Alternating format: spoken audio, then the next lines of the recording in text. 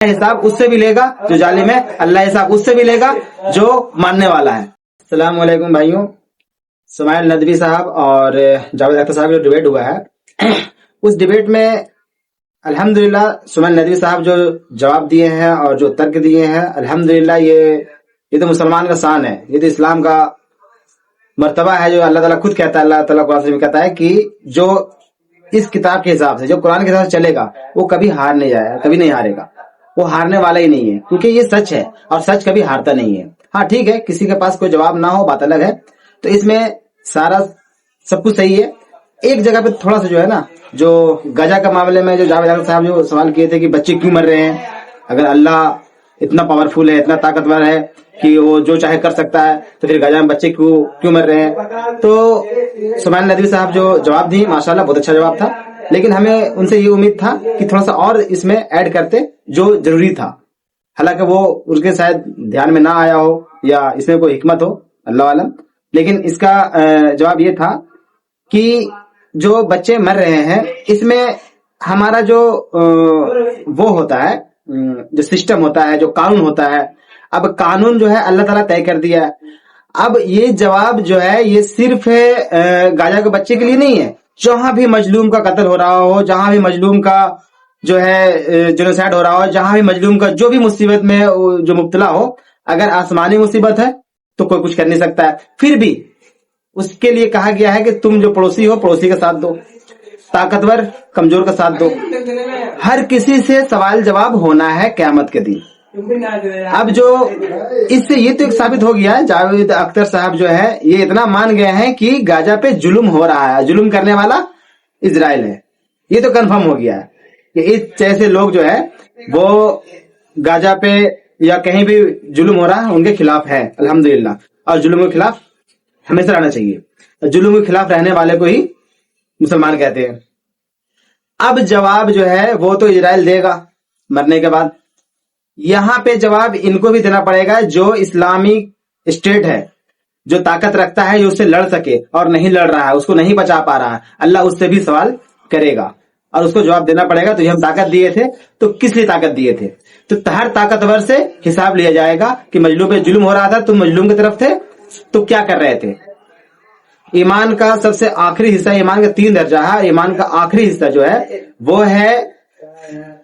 دل میں برا سمجھنا، کچھ برے چیز کو پہلے کوئی برائی دیکھو تو اس کا ہاتھ سے روکو،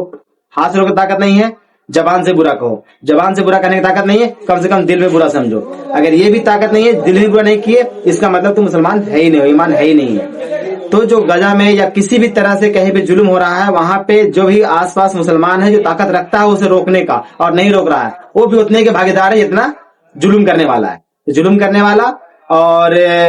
ظلم کو برداشت کرنے والا اس پاس طاقت ہے اور وہ ساتھ نہیں دے رہا، دونوں برابر کا شریک ہے، تو صرف اسرائیل سے یہ سوال جواب نہیں ہوگا، اللہ تعالیٰ نہیں لے گا، ان مسلمان اسٹیٹ سے بھی لے گا جو اسلام کے نام پہ کنٹری بنا ہے اور اسلام کے نام پہ سب کچھ کر رہا ہے، لیکن یہ جو ظلم ہو رہا ہے اس کے خلاف نہیں کھڑا ہے، وہ اس کے خلاف نہیں لڑ رہا ہے، بلکہ الٹا اس کا ساتھ دے رہا ہے اندر سے ظلم کرنے والے کو۔ تو یہ اصل جواب تھا کہ حالانکہ وہ اگر وہی بول دیتے نا یہ زیادہ کلیئر ہوتا ہے، کیونکہ کئی لوگوں کا سوال یہی تھا، کئی لوگوں کا یہی سوال تھا کہ آخر بچہ کیوں مر رہے ہیں۔ مفتی صاحب جواب دیے کہ یہ جو فری ول ملا ہے، فری ول کی وجہ سے وہ فری ول کا غلط استعمال کر رہا ہے، ٹھیک ہے، فری ول ان کو بھی ملا ہوا ہے اور فری ول ان کو بھی ملا ہوا ہے جو ماننے والے ہیں، اور ماننے والے کے فری ول یہ ہے کہ چاہے تم جان دو، ان بچے کے ساتھ رہو، کھڑا ہو جاؤ، چاہے جان چلا جائے اس میں تمہارا، لیکن تم اپنے آپ کو بچانے کے لیے تم ان لوگوں کو مرنے دے رہے ہو جو کمزور ہیں، تو تم میں اور اس میں دونوں میں کوئی فرق نہیں ہے، تو اللہ اس سے بھی حساب لے گا۔ ایسا نہیں کہ جو مسلمان نام رکھ لیا ہے مسلمان ہے کہ ہم اللہ کو مانتے ہیں ہم سے حساب نہیں لیا جائے گا، نہیں، ہم سے زیادہ حساب لیا جائے گا۔ ہم جو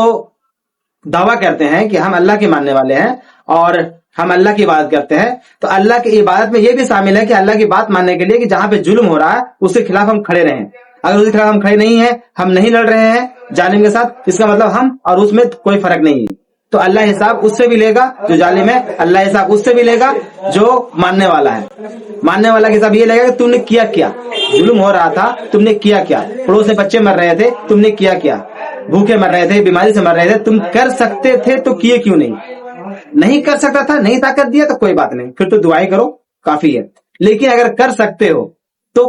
करो, नहीं करोगे तो आपको हिसाब देना पड़ेगा, और जितना का भागीदार वो है उतने के भागीदार ये है।